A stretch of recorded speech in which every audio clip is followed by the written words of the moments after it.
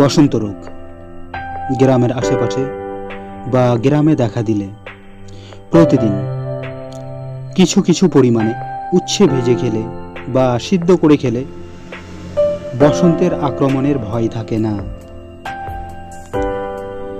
নিয়ম করে এক সপ্তাহ সামান্য পরিমাণে নিম পাতা ভাজা খেলে বসন্ত রোগ হয় না। বসন্ত রোগের হাত থেকে বাঁচতে হলে গোলমরিচ আর কন্টিগারি সমান পরিমাণে নিয়ে বেটে 2 চামচ মাত্রায় 3 দিন সেবন করলে বসন্ত রোগ হয় না। কাঁচা হলুদের রস জল বসন্তের গুটিকার উপর লাগালে জল বসন্তের গুটিকা খুবই তাড়াতাড়ি শুকিয়ে যায়।